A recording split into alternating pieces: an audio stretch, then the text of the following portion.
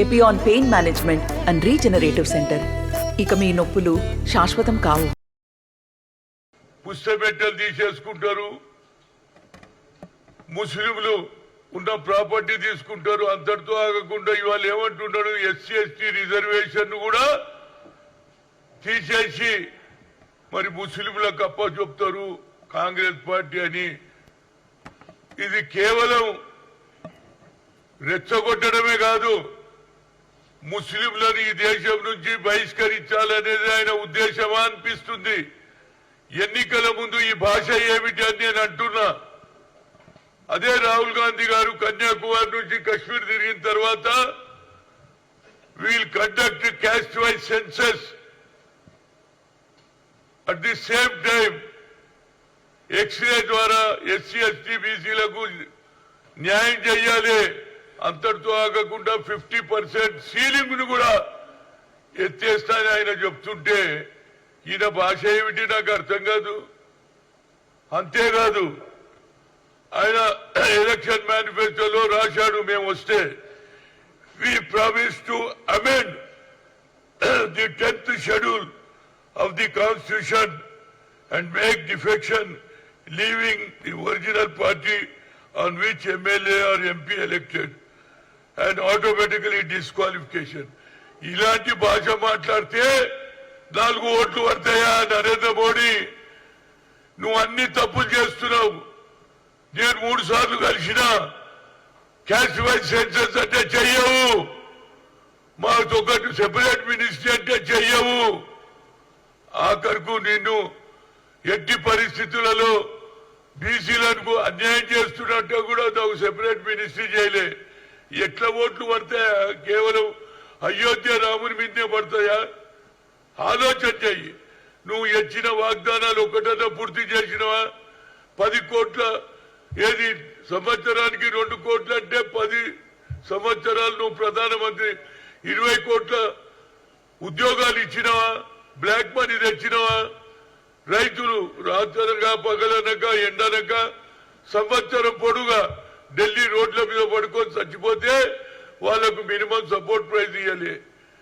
ఆ మాటలన్నీ మర్చిపోయి రెచ్చగొట్టి హిందువుల ఓట్లు తీసుకోవడానికి ఈ దేశాన్ని ముక్కలు చేయడానికి ప్రయత్నం చేస్తున్నావు. నిజంగా నీకు చిత్తశుద్ధి ఉంటే మా రాహుల్ గాంధీ గారు ఏ విధంగా అయితే క్యాస్ట్ వైజ్ సెన్సస్ మాట్లాడు, వాళ్ళ రిజర్వేషన్ పెంచుతాను. అంతేకాకుండా ఈ డిఫెక్షన్ గురించి కూడా మాట్లాడితే అదే వెంకయ్య నాయుడు మాట్లాడిండు. ఆయన నిన్న ఏదో ఆయనకు అవార్డు ఇస్తే అందులో కూడా చెప్పాడు, ఎప్పటిదానికైతే ఈ డిఫెక్షన్ రాదో ప్రతి ఒక్కరు ప్రజలను కూడా అవమానం చేస్తున్నారు. ఒక పార్టీలో గెలిచి ఇంకో పార్టీలో పోతున్నారు. ఆ బిల్లు వచ్చినాడు నిజమైన ప్రజాస్వామ్యం అనేది నా ఉద్దేశం. ఎందుకంటే రాహుల్ గాంధీ గారి ఆలోచన చాలా బాగుంది.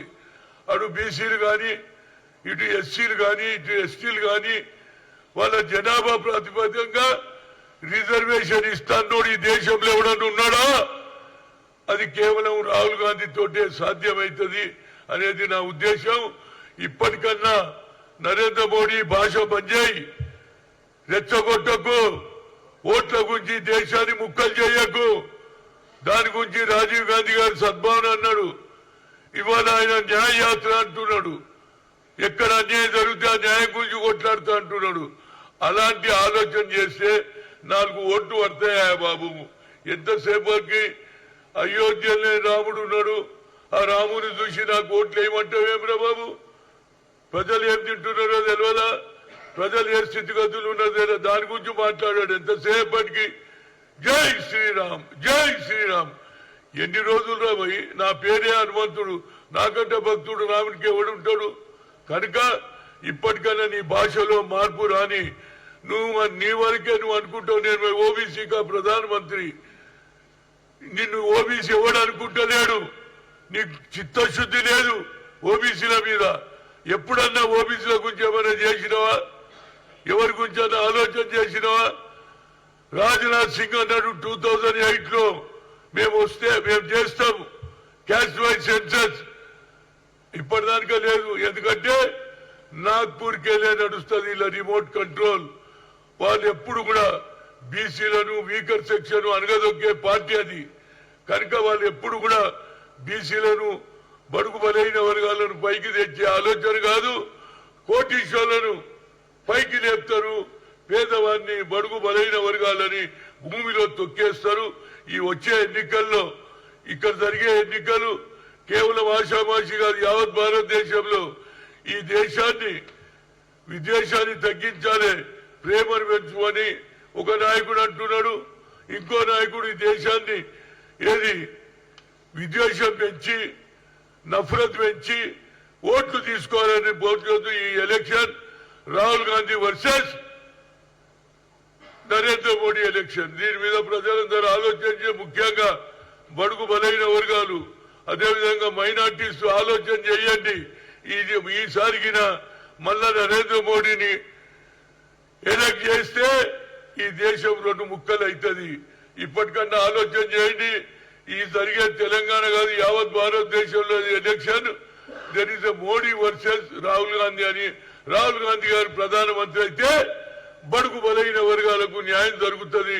అయితే ఓబీసీ ఎంపీస్ కన్వీనర్ గా చెప్తున్నా, తప్పనిసరిగా వాళ్లకు న్యాయం చేయాలంటే, మన బడుగు బలైన వర్గాలు అభివృద్ధి చెందాలంటే, మనకు ప్రమోషన్లు పెరగాలంటే జితిన ఇచ్చేదాని ఉత్తి అన్నారు.